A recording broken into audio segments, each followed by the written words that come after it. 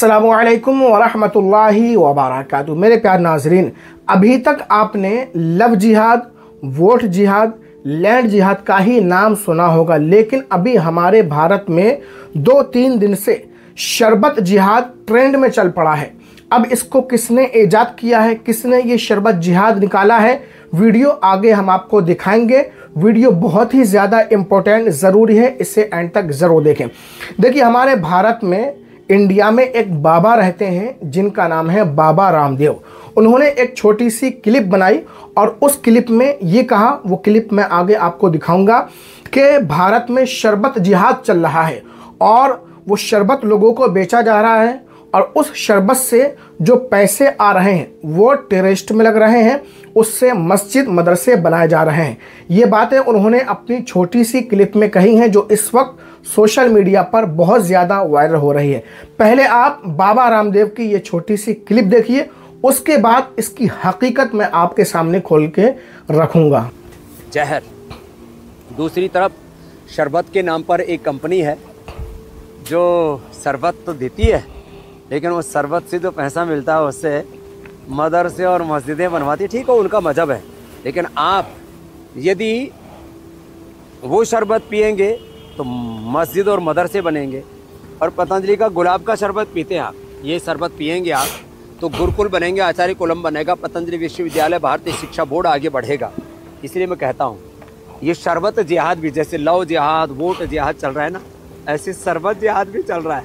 तो लो, आपको इस शरबत जिहाद से बचाना है तो। मेरे प्यारे नाजरीन, बाबा रामदेव की क्लिप तो आपने सुन ली, जिसमें वो शरबत जिहाद का नारा लगा रहे हैं। अब जरा इनकी हकीकत भी आप सुनते जाइए। Supreme Court reserve order on contempt notice to Baba Ramdev in misleading ad case, यानी सुप्रीम कोर्ट ने बाबा रामदेव को गलत प्रचार करने के जुर्म में नोटिस भी भेजा है। अब इनके बारे में एक चीज़ और बता दूं, बाबा रामदेव को IMA ने भेजा 1000 करोड़ का मानहानि नोटिस। ये ऐसे मतलब बिजनेसमैन हैं। रामदेव की कंपनी बेच रही बेटा पैदा करने की दवा।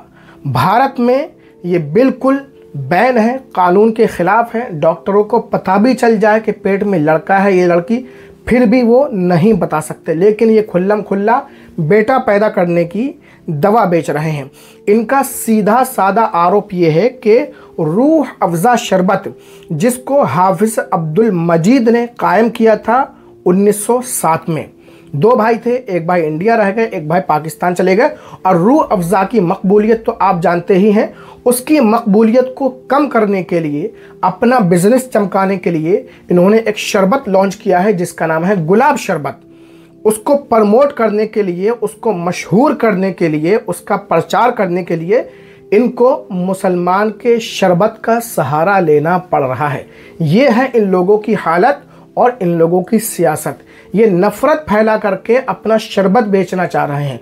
और इल्ज़ाम क्या है कि रूह अफ़ज़ा जो आप ख़रीद रहे हैं, चाहे हमारे हिंदू भाई ख़रीद रहे हों, चाहे मुसलमान, उससे टेररिस्ट को फ़ायदा होगा, मस्जिदें बनेंगी, मदरसा बनेगा। आप ज़रा सोचिए, ये कितनी बड़ी नफ़रत भारत में फैला रहे हैं।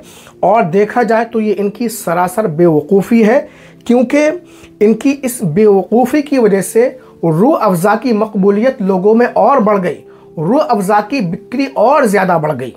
ये इनकी बेवकूफ़ी की वजह से हुआ। अगर आपको अपना प्रचार करना ही था तो सीधे से कहते कि मैंने ये शरबत लॉन्च किया है, आप हजरात इसको मंगाएं, ऑर्डर करें, पिए, लुत्फ़ अंदोज़ हो।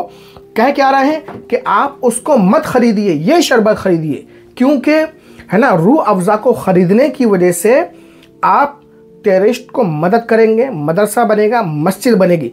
यानी शरबत पिलाने का मकसद ये नहीं कि वो मज़ेदार है, लुत्फ़ अंदोज़ है, टेस्टी है, बल्कि उधर आपका पैसा ना जाए, हमारा शरबत चाहे जैसा हो। हद हो गई है। मेरे प्यारे नाज़रीन, आप इस बारे में क्या सोचते हैं, कमेंट करके ज़रूर बताएं। इस वीडियो को ज़्यादा से ज़्यादा शेयर कर दें।